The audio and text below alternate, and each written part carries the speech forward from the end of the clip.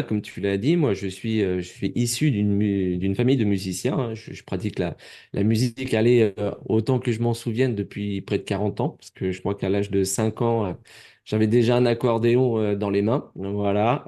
Donc je vois que tu as des guitares, des pianos derrière toi, des batteries. Effectivement, je crois que j'ai dû pratiquer à peu près tous ces instruments-là, et aujourd'hui plus particulièrement la guitare.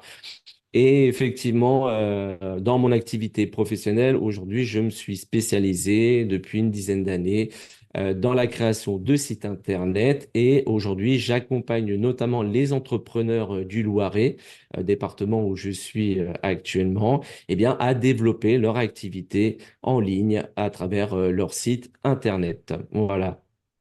Et alors, il est important de dire que c'est très, très utile et très important d'avoir un site Internet parce que c'est notre maison. C'est-à-dire que tous les réseaux sociaux, enfin, aucun ne nous appartient. Alors, bien sûr, on sait Tout à que fait. c'est pérenne. Ça fait des années que YouTube existe et on ne pense pas que ça va fermer du jour au lendemain. Toujours est-il que c'est quand même super important d'avoir son site. Déjà, d'une part, cela fait très pro, et d'autre part, c'est vraiment notre maison. Donc, on y pratique toute la politique littéraire ou tout ce qu'on veut comme l'on veut. Alors, tout à fait, je te rejoins entièrement là-dessus et l'actualité nous le démontre encore ces dernières semaines, hein.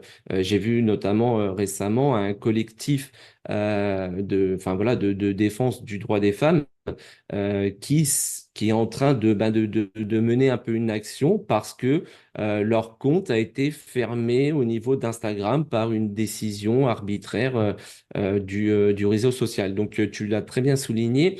C'est là qu'il faut être prudent. Les réseaux sociaux, on en a besoin pour faire sa promotion, pour montrer son activité.